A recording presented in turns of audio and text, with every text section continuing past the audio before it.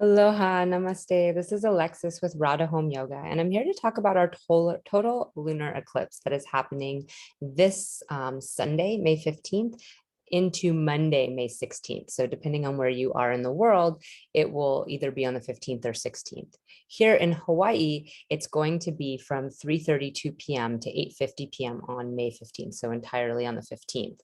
And in that span of time, the first part of it, it won't be nighttime, it won't be dark, so we won't be able to see it. The moon will be beneath the horizon.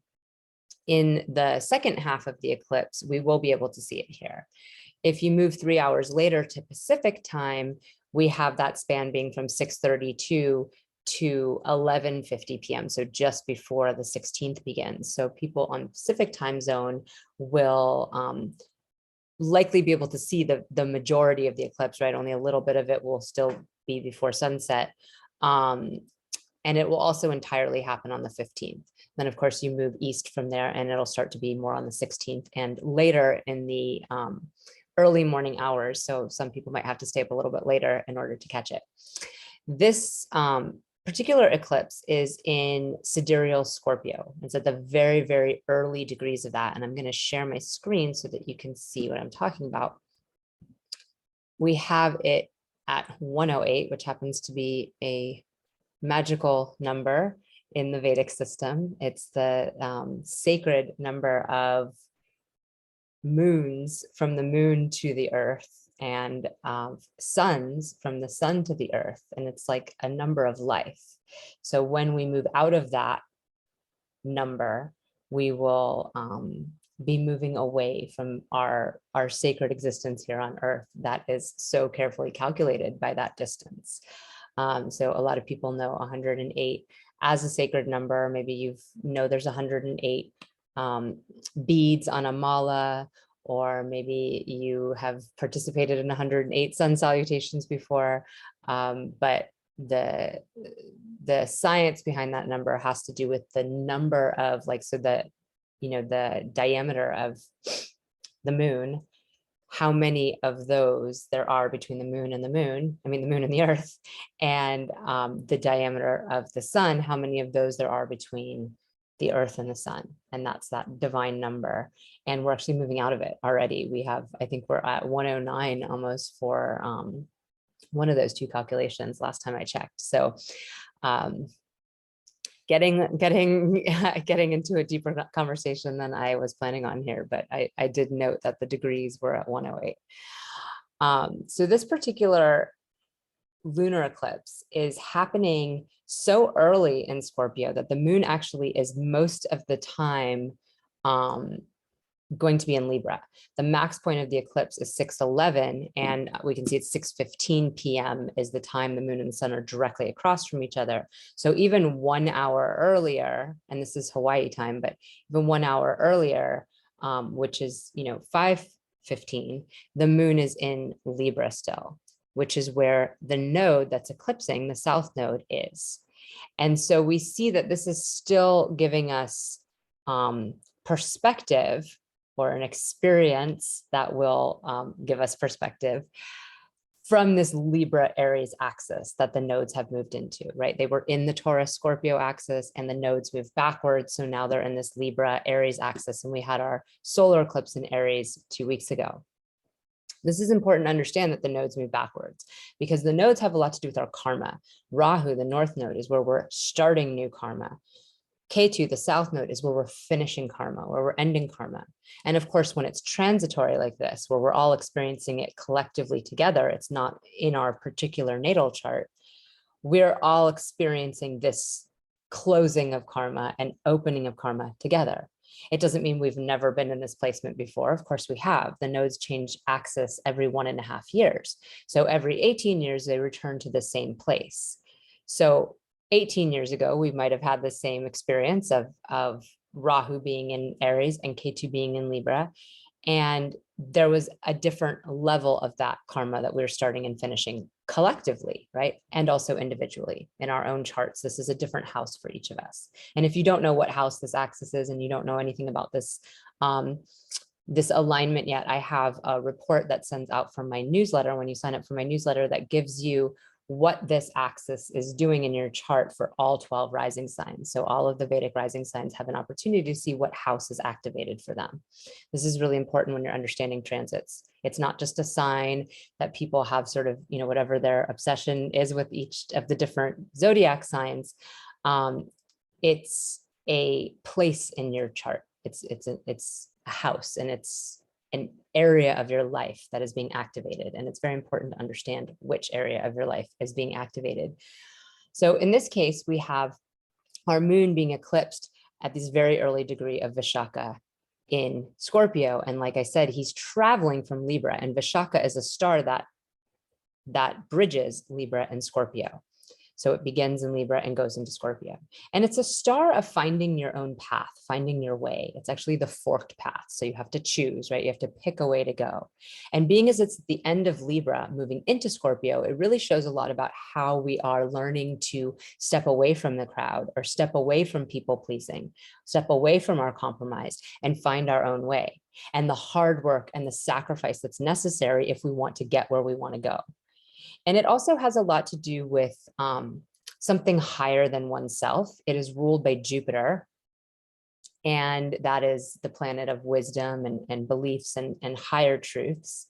And it's also ruled by Indra Agni, which is kind of a conglomeration of two of the Vedic deities that are most well known. Indra is the king of the gods. He's the one who bears the lightning bolt and gets, his courage is one of the things he's renowned for, but also sometimes his courage is so much that he ends up getting into different challenges and having to get himself out of those challenges again. A lot of those tales happen later. They happen in the Puranic texts. Indra starts to take on more and more of a sort of like foolish demeanor or cocky demeanor in the later texts. But ultimately, what he's really showing is a quality of sacrifice, right? A king, the king of the gods of all the kings that there can be, is the highest king. And a king in his best is in sacrifice, right? He's not getting overly egoic and caught up in the trappings of his royalty. A king is ultimately, and really not just a king, right? The boss of any business, the director of a play or a movie, that anyone who's taking that head role is the one who's going to be expected to do the most work and going to have to show up the most. And when everyone else quits because they can, because it's not their thing, that person's the one left holding everything else, or the mess, if nothing was formed. So that quality is very sacrificial. And Agni is fire. He's the god of fire. And so with this nakshatra, we see there's a sacrificial fire. It's a fire of work and effort and energy and tapasya, the concept of burning energy, burning fire in sacrifice to something, or in offering. So not just for yourself, not just for, I want to get this boon, or I want to get this, this thing for myself, this city, this power, or this, in our world, material possession we want to get, or relationship we want to attain, or whatever it is that we seek. It's something that we're doing for more purification purposes, and really for God, or for whatever your concept of God allows for, whether that's energy or love, or a specific form of a deity. However, your connection to sources, it's an offering to source, and it's fueled by work, by effort, by doing something, and usually continuous in the form of like a sadhana, a daily practice that you would do. So this effort, this ongoing effort, gets us to a certain place. And in Vishaka, we see that the results come late. It's where we manifest late in life. And there's a triumphant archway as one of the symbols. There's a lotus at the end of the finish line. There's a potter's wheel, that sort of painstaking, time-consuming thing that requires patience, right? It requires effort, and it requires putting one foot in front of the other, and it requires patience. So this is a lot of what the star has to do with. In the Libra part of it, it's that, which path am I taking? Which way am I going? Am I walking the final way home? In the Scorpio part of it, this is where the moon is actually debilitated. The moon is in its lowest state of intelligence in these first 3 degrees of Scorpio in the star of Vishaka. And the reason that it gets debilitated specifically in Scorpio is because Scorpio is where we're a bit dramatic, right? Most people love full moon eclipses in Scorpio. This is the, the time everybody gets excited, all the passion around that particular sign comes out. But the truth of the matter is that the moon in Scorpio is at its most unstable. It's at its most sort of emotionally controlling and volatile, and really having to face a lot of fears that may or may not be real. So a lot of imagined fears come up in Scorpio. And the moon being our mind and our emotions and our innermost self, it's the part of us that can really get caught in that loop, right? There's nothing to sort of regulate and tell us what reality is. So we're in this cycle of following our fears, which can get very dramatic. So that's one thing to think about. It's just that the moon in and of itself is in its very hardest, most difficult placement here. And our emotions might be high. We might be seeing things different than they are, and also trying to control things and control the outcome of things. That's one of the things in Scorpio, is this sort of, strike first so that you don't get struck. There's a real vulnerability in Scorpio. It is a water sign and it is emotion based. And it's also an insect. So it's very aware of the fact that it could be stomped. No matter how much pain a scorpion's bite would ever give you, you could easily put your shoe on it and it would die. So that constant awareness of vulnerability and the lash first, out of a place of fear is our big common themes in Scorpio. And we can see that with our mind and our emotions. That can be challenging. Well, the South Node is this place where we're really pulling away, while wherever the North Node is, wherever Rahu is a place that we're very excited about and very much want, but we don't have a lot of expertise or knowledge. Where the South Node is, we have a lot of knowledge, we have a lot of wisdom, we have all this past life experience that we've accrued over time, but we have no head to engage.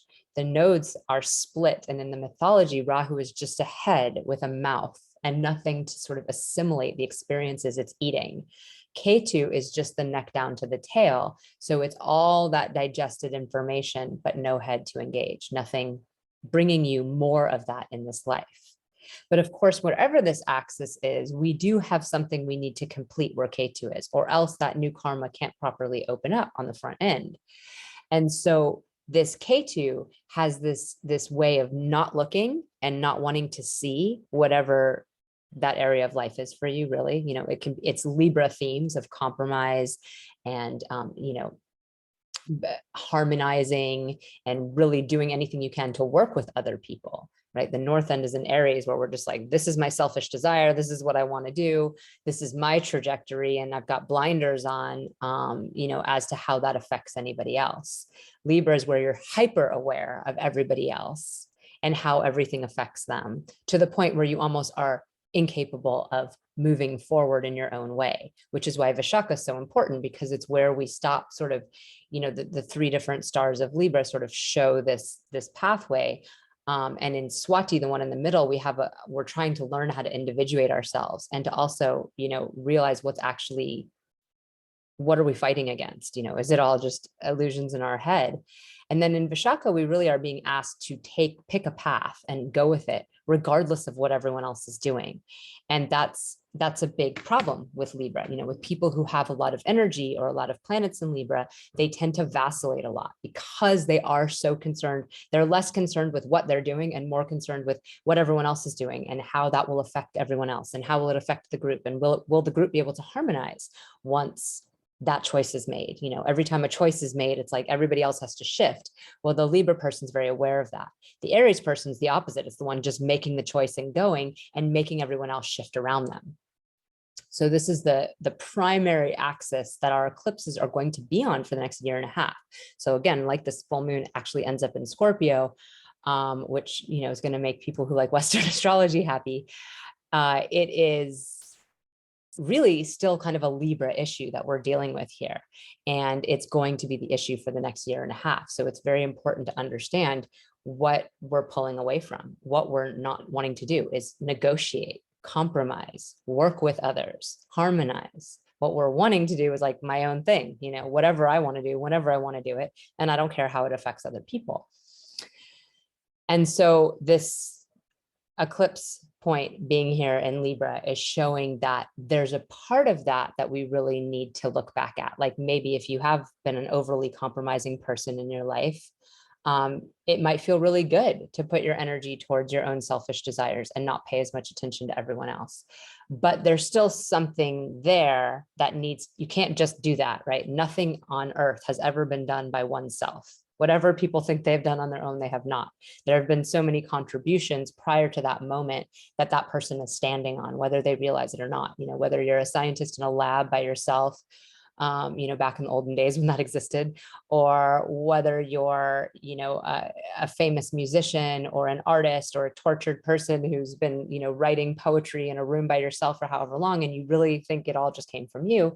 You read books before that. You had to learn how to read somehow. You read something before that. You had experiences with other people before that. Somehow you were able to feed yourself, clothe yourself, house yourself. Not one of us on earth got here alone. We all had at minimum somebody birth us and tend our needs enough to get us to a stage where we were able to care for ourselves on our own. And even if those experiences were horrific and horrible and we feel alone and victimized as a result of that, we still even have that pain and suffering because of others. And that pain and suffering might be the fodder for whatever brilliant book we write or whatever song we sing. So at the end of the day, there is no such thing as doing it yourself. It doesn't exist.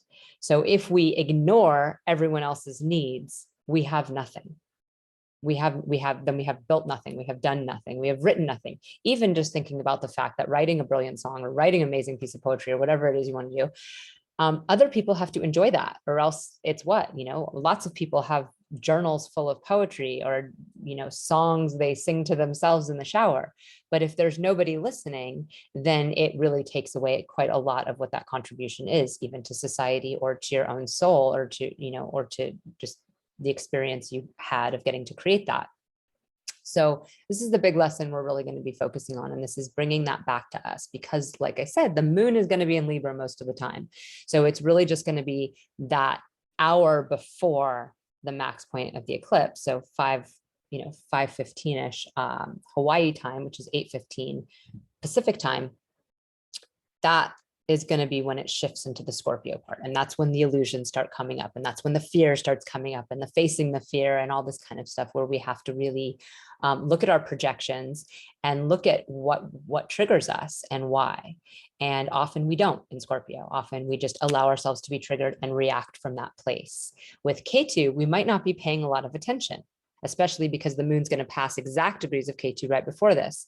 So it'll be like, we're not really paying attention. We're not really paying attention. And then suddenly we get triggered. And K2 is very erratic for that reason. The erraticism comes from the fact that we're not paying attention. And then all of a sudden it fucking pierces, pardon my French, it pierces down to the core of whatever the issue is for you. And you implode, or it implodes, the issue implodes. So whatever area of your life this is in for you, it's going to be the majority of that time where K2 is in Libra.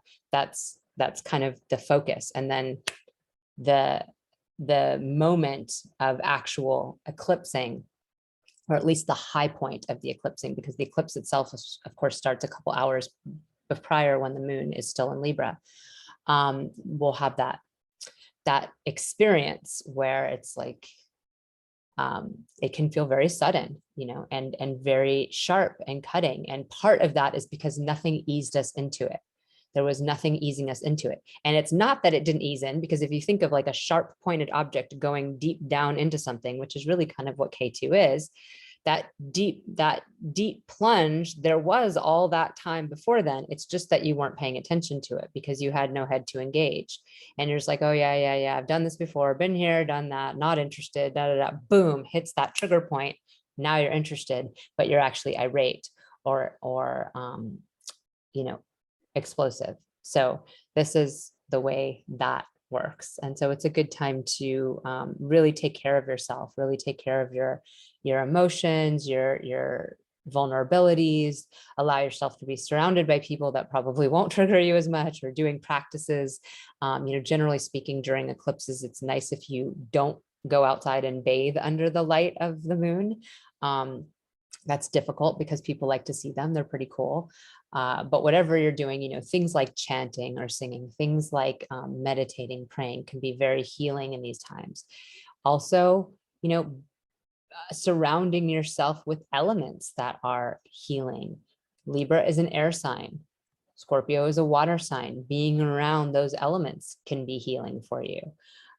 There's a fiery quality as well to this. I don't know, increasing that fire isn't necessarily what you need, but again, the god of this star, this sort of two gods, but the way it's written in the Vedas is that this is one aspect of Agni. One aspect of fire is Indra Agni, and it's that sacrificial fire. So having the fire there, in a sacrificial way or in a ceremonious way can be very positive. Might not want to be super hot, you might not want to be in a landscape that's particularly hot because that could agitate you, but being in the company of a fire and with having the capacity to burn things, or purify your desires or purify your projections, could be helpful. And really just being careful about who you're around, and what kind of environments you're around in this time, because not only do you experience this in whatever area of your life this is for you, but you have to remember everybody else is experiencing it too. And that does mean your partner or your best friend, or, your roommates or your landlords or whoever else you have around you. It does mean the person who works in the store that's helping you. And it means the person on social media who's going to get in like a really long debate with you about something. And it also means that people who are already very unstable are going to be having an even harder time, right? So if you live in an area where there's a lot of people, or city or kind of environment where there's a lot of people who might even live on the streets or have drug problems kind of walking around, or stuff like that, there's a sensitivity to be aware of, that people who are already suffer in sort of a delusional state to begin with can be extra affected by all eclipses, but especially one in Scorpio.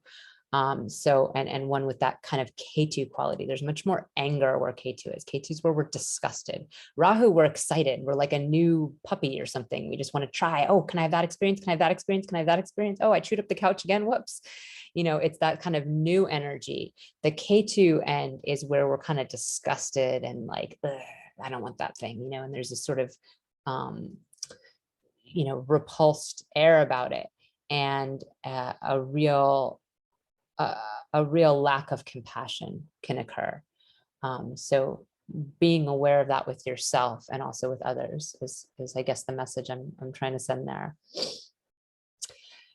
So the good news about this, I'll talk about Mercury retrograde in 1 second, but the good news about this is that the planet that rules Libra, which again is not where the moon actually is going to be. The moon's going to be in Scorpio, but let's talk about something positive for a moment.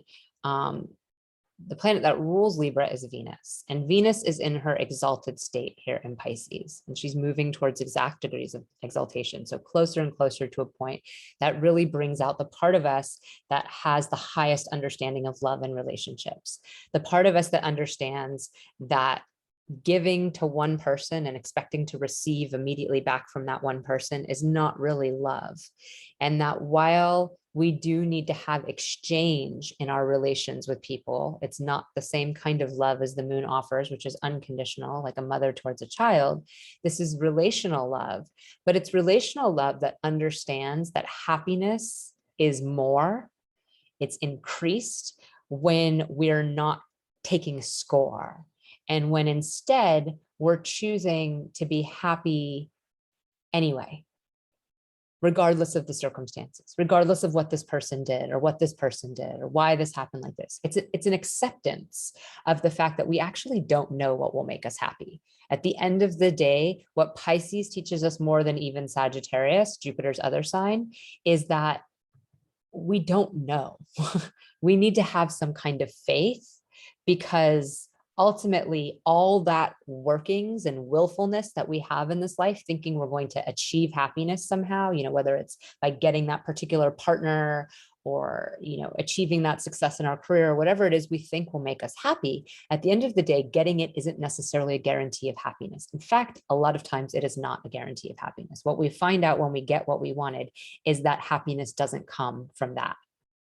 It doesn't come from another person giving us something, right? Happiness comes from inside.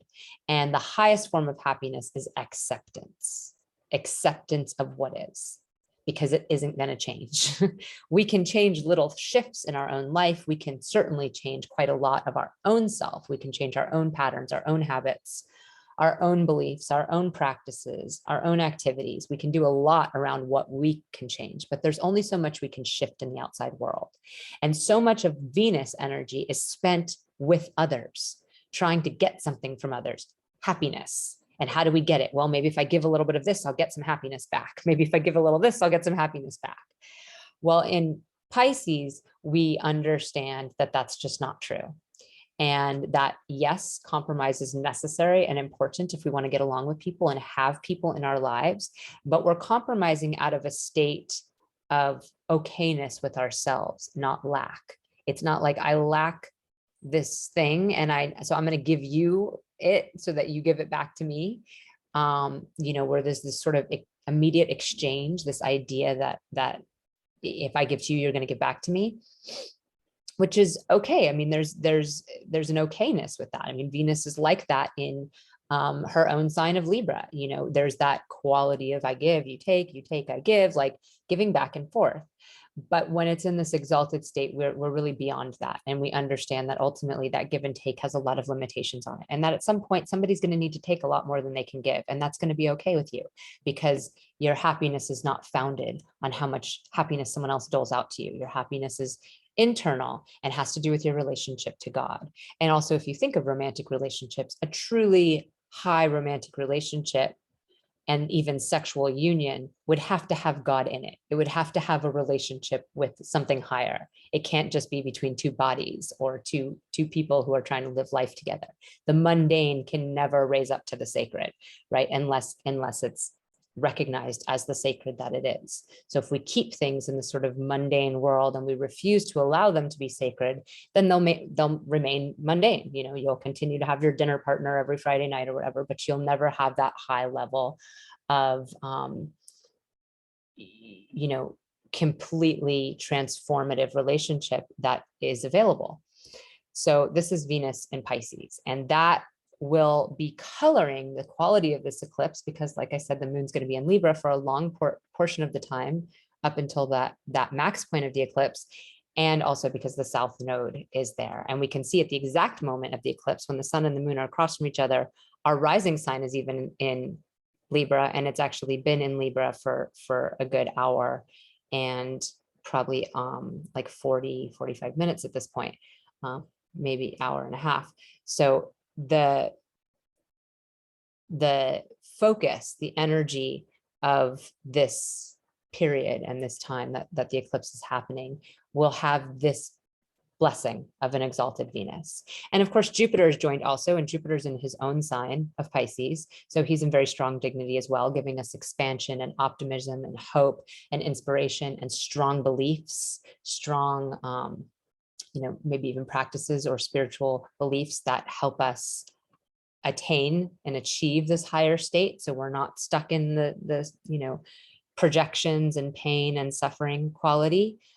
So there's a lot of beauty running there with this Jupiter and Venus in Pisces. The ruler of Scorpio is Mars, where the moon actually will be. And Mars is in a less exciting position in Aquarius. At the very end of Aquarius, we can see joined Saturn, who's at the very beginning. So the good thing is that they're very far apart. Saturn's not even at 1 degree, and Mars is already in the last degree of the sign. So they're far from each other. The reason I say that's good is because Saturn and Mars don't really get along very well. Mars is where we fight. Saturn is where we flight. It's where we are fearful. And in this case, Saturn's in his own sign of Aquarius, and Mars is in less positive dignity. And certainly one of the main things about Mars being in Aquarius is that it can really rile us up about social issues. It will, of course, depend on what Aquarius is in your chart. And if you don't know that, one of the other reports that's sending out with my newsletter right now is Saturn and Aquarius for all 12 signs. So you could find out by signing up for my email list. But Mars in Aquarius does have this quality of, sort of this social justice warrior, fighting for that which is, fighting for the little people and fighting against corruption and fighting against that sort of top-down leadership model where some person or small percentage of people have everything and everyone else is sort of, left to fend for themselves. So the Mars could be a little angry. That Mars energy can be a little bit angry, and it can allow social issues, things outside of ourselves that we don't have a lot of control over, at least in this moment. We can take little baby steps to help social issues, and we should, but ultimately, the vast amount of the control we have in any given moment is over our own reactions, our own body, our own choices, our actions, the words we say and things like that. We have much more control over ourselves than we do over big global concerns or social issues.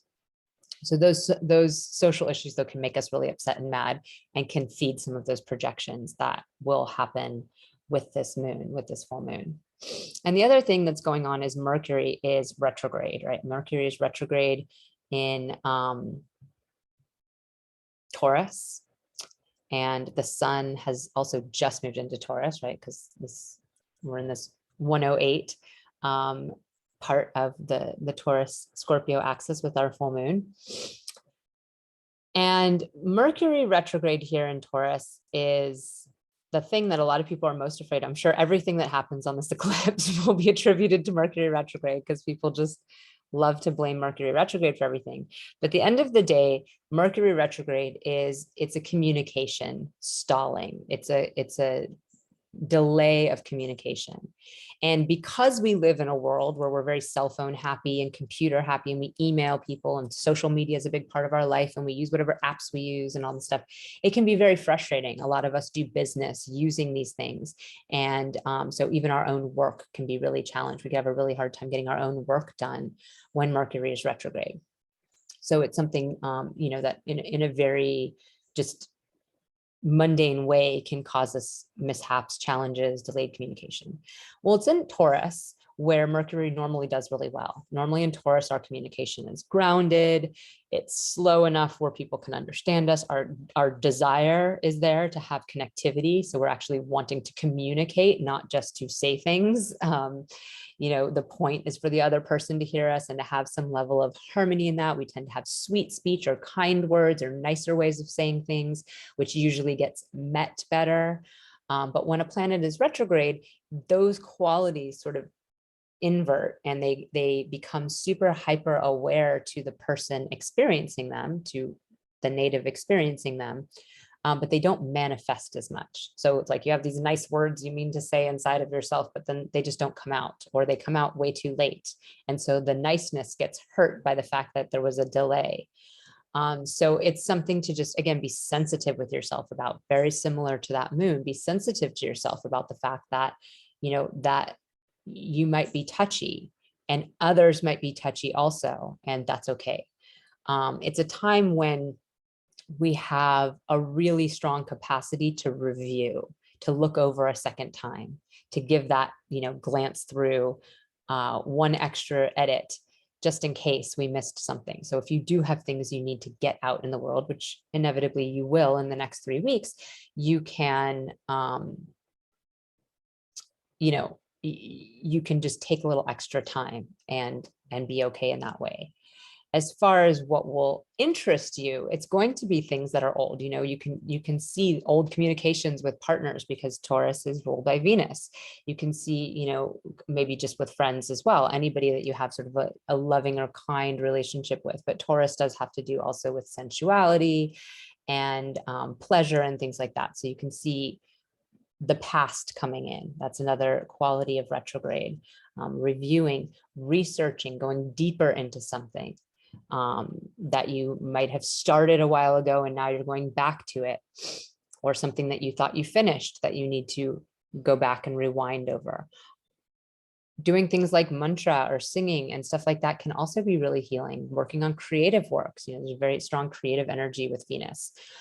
So anything that really allows you to express yourself in a way where the result isn't super important, where you're not trying to meet a deadline or publish your book this week or something like that, but you're just wanting to express in any way you can and really dive deep with those feelings, not making a lot of strong commitments, but just allowing yourself to explore what is, can be a really healthy way of using this Mercury retrograde.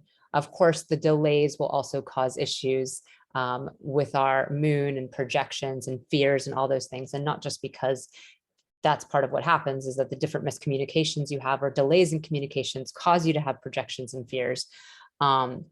But also because Mercury, you can see, is right across from that moon. So they're going to be giving each other drishti. The sun is always across from the moon in a full moon, and Mercury is joined. The other thing is that Mercury is combust. So Mercury is very close to the sun. And when the sun is close to Mercury and it's retrograde, it becomes very powerful. Mercury becomes a very powerful planet. And that's because it's so close to the sun, right? It's one of the inner planets between us and the sun. So that quality of retrograde and being close to the sun will really prominent our communication. And the fact that it's in Taurus will help us a lot because there is that grounded, earthy, friendly quality. But again, just the retrograde-ness of it means that won't always manifest. It won't always come out. And just even the delay itself could be deemed unfriendly. And also Taurus is not like Libra in the fact that it does not excessively compromise. Taurus does have a breaking point. It's like, I want everyone to get along, but if they don't, I'm still going forward, And so there's a part where that Aries energy of just moving forward on whatever your needs are, your path are, can still be continued through this Mercury. The other thing is when Mercury is combust, when it's close to the sun, what happens is we don't feel heard. That's actually what happens, is we feel like we're not being listened to. So our frustrations can come up extra from that, feeling like, usually somebody of authority, because the sun represents authority, power, or something like that. So it can be that feeling of like, your father won't listen to you, or whoever's important at the head of the table isn't listening to you. And your words aren't heard. And of course, with the delay in communication, it'll really seem like your words aren't being heard. So these are other things that can just trigger us in this moment. And that's what's really most important to understand, or what are the things that can trigger us, and what can we do, again, on ourselves being the only place that we can actually make immediate change to have a different experience is with ourselves. There's only so much we can change outside of ourselves. So I hope this was helpful. I know there's a lot to cover and a lot to walk through here, and I appreciate you bearing with me through it. I do have 3 reports that are sending out at the moment from my newsletter. So if you do sign up for my newsletter, and it's at the address down at the bottom there, www.radhahomeyoga.com, you will get Saturn in Aquarius for all 12 signs, Jupiter in Pisces for all 12 signs, and Rahu in Aries, K2, and Libra for all 12 signs. So those are 3 reports that are sending out because we've had these major transit shifts just over the last couple months. And so I don't do those reports except when these major shifts that are, the nodes are a 1.5 year long transit. Saturn is a 2.5 year transit, although in this case, it's like a 2.5 month transit, and then going back into Capricorn only to move forward again. And Jupiter transits for about a year. So these are big shifts that really hold us for a while and really affect us quite a bit. And, Mercury retrograde does get a lot of attention, but ultimately Saturn is going to be going retrograde just days after Mercury begins its direct motion. And Saturn can really affect us a lot more, Saturn and Jupiter, when they go retrograde, because they go retrograde for such a much longer period of time. So we are in a way, we're never out of the woods. I feel like people often want to know, like, well, when does it get better? Or when's this, what's that point I'm waiting for? Well, I want to sign my contract when Mercury retrogrades over, and these kind of things. And ultimately, at the end of the day, it's like, well, when Mercury retrogrades over, then Saturn's going to be retrograde, which is the commitment, the planet of our commitment. So, whatever you're avoiding doing in Mercury retrograde might be worse in Saturn retrograde. And of course, it'll depend on your own chart and what houses and all of those things are. But we ultimately have to live by an idea that there's always going to be a challenge in front of us. And there's also always going to be a blessing. And at some points, there's going to be more blessings and less challenges. And at some points, there might be more challenges and less blessings. But one way or another, we have to continue to live. We have to continue to move through. And our enlightenment, even our highest goal, not just the mundane living, but even the highest goal we might have, still needs to be attained under those circumstances. There's not some perfect time that it will be attained better. So, we're in it, and we're always in it. And each moment we have an opportunity to evolve ourselves that much more, because that's really all we're doing. We're evolving ourselves more through it. We're not actually waiting for some better place or point in time, or some specific achievement that will, then make all the troubles go away, because they won't. So you can think about that while you're meditating during this eclipse. Namaste.